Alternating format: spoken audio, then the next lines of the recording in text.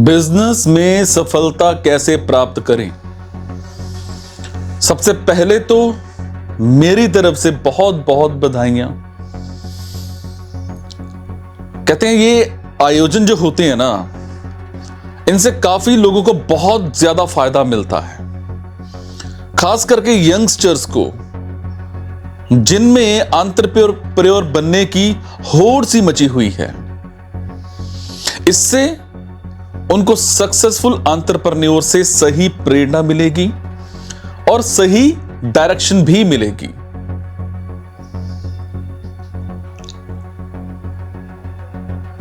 मुझे पहले लग रहा था कि कुछ लोग पुरानी कहानी कहेंगे कि मैंने ऐसे किया, ऐसे ऐसे किया और ऐसे में आगे बढ़ा और आज मैं यहां पर इस पोजीशन पर हूं। होता है जो स्टेज पर भाषण देते हैं, पर मेरे एक फ्रेंड थे, उन्होंने ऐसा किया, लेकिन यह सब बताना भी तो जरूरी था कि वो क्या हैं और क्या क्या उन्होंने अपनी जिंदगी में देखा, किया और क्या क्या उनसे गलतियां हुई और उन सब से क्या क्या सबक लिया।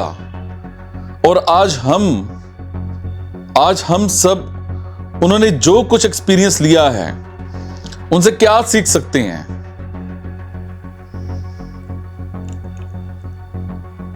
बहुत सारे सवाल होते हैं मन में। मेरे उस फ्रेंड ने सबसे पहले आइडियाज के बारे में बताया। कहते हैं आइडियाज कोई भी खराब नहीं होते, बस ये चेक कर लेने चाहिए कि आप उस आइडिया में कितना फिट बैठते हो। जिस काम या आइडिया में आपका दूर दूर से कोई रिलेशन नहीं है, उस काम को आप एज अ बिजनेस करना चाहते हैं तो ये थोड़ा सा रिस्की होगा।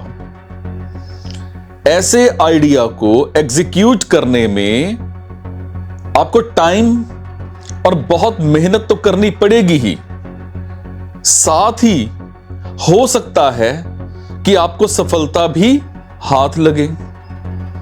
इसीलिए बेहतर यह है कि आप ऐसे आइडियाज पर वर्क करो जिस पर कि आपको सबसे बेहतर नॉलेज हो। अगर आपको अपने आइडिया पर सलाह मांगनी है या फिर यह चेक करना है कि क्या यह आइडिया या बिजनेस वर्क करेगा, तो पहले आप उसके टारगेट ऑडियंस को पहचानो। टारगेट ऑडियंस वो हैं जो कि आपका प्रोडक्ट या फिर सर्विस को यूज करने वाले हैं। अपने दोस्तों, मित्रों, रिलेटिव से पूछ कर कि भाई ये मेरी बिजनेस आइडिया है, बोलो क्या कहते हो, चलेगा या नहीं चलेगा। और अगर ये आपका दोस्त और भाई है तो ये ऑब्वियस है कि वो सही बोलेगा, आइडिया मस्त है, 100% चलेगा। मेरे वो फ्रेंड एक सफल रेस्टोरेंट प्रोवाइडर और बहुत सारे रेस्टोरेंट को सर्विस प्रोवाइड करके उन्होंने उनके जीवन को आसान बना रखा है। उन्होंने काफी नए स्टार्टअप्स में इन्वेस्ट करके उनकी हेल्प भी करी है। और वो बता रहे थे कि एक बार मेरे एक फ्रेंड ने अपने एक फ्रेंड से बात करवाई, तो उन्होंने कहा कि मेरे माइंड में एक बहुत ही जबरदस्त आइडिया आया है। तो मेरे वो फ्रेंड कहने लगे, कहो। तो बहुत सारे मेट्रो सिटीज में, जिनमें कि पति पत्नी अपने परिवार से दूर रहते हैं और किसी कंपनी में सर्विस करते हैं, या लोगों के पास काफी कम समय होता है खाना बनाने के लिए और कभी कभी तो बिल्कुल भी समय नहीं होता। तो मेरे वो फ्रेंड हैं, वो बोलने लगे, हाँ ठीक है, आगे कहो। तो कहते जी कई बार इनको कुछ अच्छा खाने का और बनाने का मन तो करता ही होगा। तो वो फ्रेंड कहने लगे कि हाँ बिल्कुल सही कहा, फिर? तो कहते जी हो सकता है कि इनको कुछ अच्छा बनाने का मन भी करता हो, और क्योंकि इनके पास टाइम की कमी होती है तो ये लोग बाजार से सामान नहीं ला पाते होंगे, या फिर अगर सामान भी ले आए तो इनको वो चीज बनानी नहीं आती होगी। तो वो मेरे फ्रेंड कहने लगे कि हाँ ये भी सही है। फिर तो कहते जी क्यों ना इनको एक ऐसी किट प्रोवाइड करवा दें ऑनलाइन या ऑफलाइन, जिससे कि इनको बाजार में सामान लाने की जरूरत ही ना पड़े, इनको कुछ सीखने की जरूरत ही नहीं पड़ेगी, क्योंकि अपनी किट में वो सब बनाने की विधि दी जाएगी। उनको कौन सा मसाला कितना डालना है वो सब उतनी ही क्वांटिटी में किट में दिया जाएगा। जैसे कि अगर 4 आदमी का कुछ खाना बनाना है तो मसाला और दूसरे सिर्फ उसी के अकॉर्डिंग दिया जाएगा। तो मेरे वो फ्रेंड कहने लगे कि ठीक है, अब ये बताओ आप ये सर्विस कहां शुरू करने का प्लान कर रहे हो? मतलब आप कहां के ऑडियंस, कहां के लोगों को सर्विस प्रोवाइड करने की सोचते हो? तो वो कहने लगा जी गुड़गांव, क्योंकि वहां पर ही ऐसी फैमिली सिंगल्स ज्यादा रहते हैं और मेट्रो सिटी है। मेरे अकॉर्डिंग अगर यहां से शुरुआत की जाए तो बेहतर रहेगा, बाकी आप कहो। तो हां ये भी सही है, लेकिन क्या तुम्हें किसी से इस आइडिया के बारे में पूछा या बताया? तो हां मैंने अपने दोस्तों से पूछा था, वो कहने लगे। फिर वो कहते कि क्या कोई सर्वे टाइप किया अपने आइडियाज के बारे में? तो कहते जी हां, मैंने लगभग 20 लोगों को बताया है और सबने कहा है कि जबरदस्त आइडिया है, मस्त चलेगा। हालांकि ये संख्या बहुत कम है, बट क्या तुम ये बताओगे कि ये 20 लोग कौन हैं? मेरा मतलब है कि क्या तुम पहले से उनको जानते हो? तो कहते हां, इनमें से 10 मेरे दोस्त हैं और बाकी 10 वो मेरे दोस्त के दोस्त हैं। चलो कोई नहीं, एक बात बताओ, तुम अपनी किट की प्राइस कितना रखना चाहते हो? कोई आइडिया? तो कहने लगे जी 500 तो एटलीस्ट होनी ही चाहिए, उसने जवाब दिया। तो कहते जी ठीक है, एक काम करो, जिन 20 की तुम बात कर रहे हो उन सबको एक किट बना करके दो और कीमत 250 रखो, और अगर 10 भी आपकी ये किट ले लें तो अपने इस आइडिया पर वर्क कर लेंगे। तो जी अगले दिन फोन आया कि मेरी एक भी किट नहीं बिकी, सबने मना कर दिया।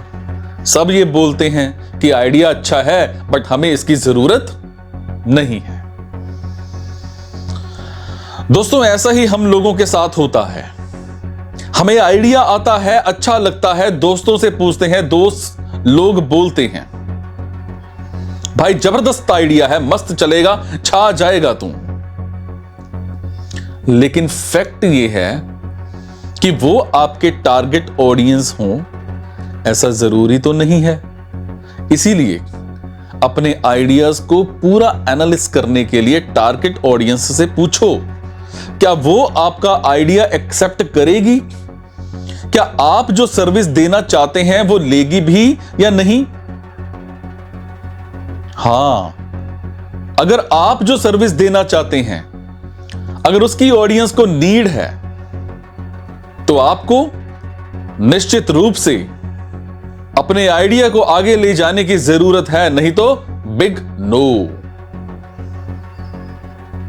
या तो आइडिया को इंप्लीमेंट मत करो या फिर किसी ऐसी जगह तलाश करो जहां की लोगों को आपके आइडियाज, आपके प्रोडक्ट या फिर सर्विस की जरूरत हो। कोई भी आइडिया खराब नहीं होता, बस आइडिया को ढंग से एनालिसिस करना बहुत जरूरी होता है। अगर आप उस आइडिया पर वर्क करना चाहते हैं, कई बार यह भी हो सकता है कि आपको यह लगे कि यार यह तो बिल्कुल यूनिक है, किसी ने ट्राई भी नहीं किया होगा। अगर आप ऐसा सोचते हैं तो बिल्कुल गलत सोचते हैं। हो सकता है कि उस आइडिया में काफी लोगों ने काम किया हो और असफल होने के कारण छोड़ दिया हो।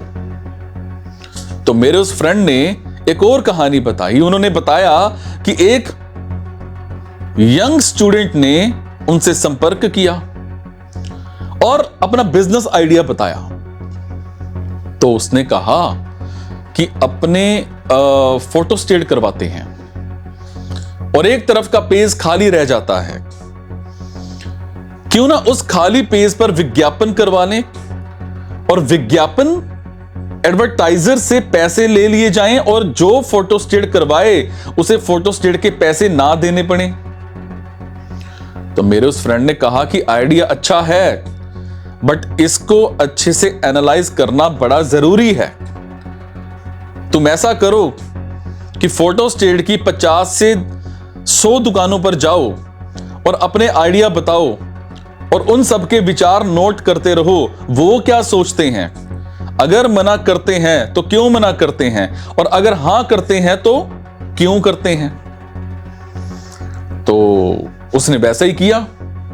वो फोटो स्टेट की दुकानों पर गया और अपना आइडिया बताया कि फोटो स्टेट के पेज की रिम अगर मैं आपको दूं और आपको पैसे भी दूं तो क्या आप अपने किसी ग्राहक को फ्री में फोटो स्टेट करके दे देंगे। तो उसने ये बात लगभग 50 से 100 दुकान वालों के सामने दोहराई और सभी ने उसे भगा दिया। तो वो जनाब आए और उसने अपने फ्रेंड को बताया कि वो तो बात तक करने तक को राजी नहीं है, इस बारे में क्या करूं मैं। तो मेरे उस फ्रेंड ने बताया कि पहले ये सोचो कि सबसे ज्यादा फोटो स्टेट कहां की जाती है। तो उसने कहा कि स्कूल और कॉलेज के बाहर, वहां स्टूडेंट एवरेज 10 सीट प्रति महीना तो जरूर करवाता है। तो मेरे उस फ्रेंड ने कहा कि ठीक है, सारे शहर के सारे कॉलेज का डाटा निकालो और देखो कि कितनी टोटल फोटो स्टेट की दुकान है। तो उस यंगस्टर ने वैसा ही किया और ये सब करके उसने उन सब से कांटेक्ट किया। मेहनत का रिजल्ट आया और 10 जनों ने उनसे बात करी और उसके आइडिया को समझा और पूछा, बात तो सही है लेकिन सर आप इसको इंप्लीमेंट कैसे करोगे। तो उस यंगस्टर ने कहा कि एक साइड स्टूडेंट्स के नोट्स और दूसरी साइड एडवर्टीजमेंट, जो कि मैं ला करके दूंगा।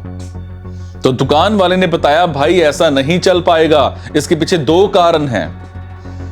पहला ये कि जैसा आप बता रहे हो कि स्टूडेंट्स को नोट्स फोटो स्टेट फ्री मिलेंगे, तो ये 90% स्टूडेंट्स के लिए कोई ज्यादा मैटर नहीं करता।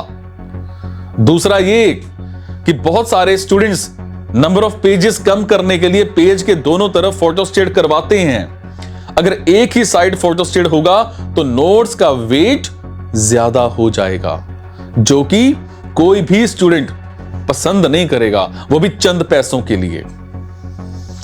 तो उस यंगस्टर ने मेरे उस फ्रेंड को वो एक बहुत ही बड़ा और इंपॉर्टेंट पॉइंट बताया। काफी एनालिसिस के बाद यह सोचा गया कि क्यों ना पेज के एक ही तरफ जो फुटर है उसमें विज्ञापन दिखाए जाएं। काफी मशक्कत के बाद सोचा गया कि A4 साइज की शीट को थोड़ा बड़ा कर एडवर्टाइज के लिए स्पेस निकालें और ऐसा किया गया। एक नई रिम नए साइज की, जिसमें कि नोट्स के बाद एडवर्टाइज के लिए स्पेस हो, वो बनवाई गई। अब नए साइज की रिम लेकर ये यंगस्टर उन दुकानदारों के पास गया और बताया कि ऐसे ऐसे आप मतलब ये सब किया जा सकता है। तो दुकानदार ने बताया, भाई ये पॉसिबल नहीं है, फोटो स्टेट की मशीन के साइजेस फिक्स हैं। A1, A3, A4 custom size के पेपर ये मशीन एक्सेप्ट नहीं करती, और अगर ये सब ट्राई भी किया गया तो शायद मशीन में पेपर फंस जाएगा और फिर मैकेनिक को बुलाना पड़ेगा, इसलिए इसे ट्राई भी नहीं किया जा सकता। तो यंगस्टर के ने अपने उस फ्रेंड को समस्या बताई। हर एक प्रॉब्लम का सलूशन होता है। यंगस्टर ने सोचा और बताया कि क्यों ना A4 साइज के पेपर को ही यूज किया जाए और फुटर में ही एडवर्टाइज ऐड कर दें, और प्रिंट का साइज 90% कर दें तो शायद सब कुछ सही हो जाएगा। तो 90% कोई बहुत ज्यादा छोटा भी नहीं होगा। अपने लिए विज्ञापन का स्पेस भी निकल जाएगा और पेपर भी एक ही साइड प्रिंट रहेगा और एड भी प्रोमिनेंट रहेगा और समस्या हल हो गई। यंगस्टर स्टूडेंट ने फिर फोटोस्टेट दुकानदारों से संपर्क किया और अपना आइडिया शेयर किया। इस बार दुकानदार तैयार हो गया। अब बात आई हमें एडवर्टाइज कौन देगा। तो उसने फ्रेंड ने सलाह दी कि बहुत दूर और बड़ी कंपनी में मत जाओ, अपने ही शहर के छोटी कंपनी से संपर्क करो और उन्हें इसका फायदा उनके बिजनेस में कैसे हो सकता है बताओ। अब ऐसा उसने वैसा ही किया। काफी ने मना किया और लास्ट में 2-4 कंपनियां तैयार हो गई और पैसे भी दिए और ऐसे एक सफल बिजनेस की शुरुआत हुई। आज उस यंगस्टर के पास बड़ी कंपनी के एडवर्टाइजमेंट्स हैं और सफलतापूर्वक अपने बिजनेस को आगे बढ़ा रहा है। तो मेरे उस फ्रेंड ने और उसकी वाइफ ने बहुत सारे नए एंटरप्रेन्योर के प्रश्नों का जवाब भी दिया और उनमें से कुछ क्या प्रश्न थे। एक यंगस्टर और एक नए एंटरप्रेन्योर ने बहुत ही अच्छा प्रश्न पूछा। कहता कि मुझे अपने काम को बढ़ाने के लिए कर्मचारियों की जरूरत है। मुझे एक्सपीरियंस्ड बंदे, एक्सपीरियंस्ड कर्मचारी रखने चाहिए या फिर फ्रेशर।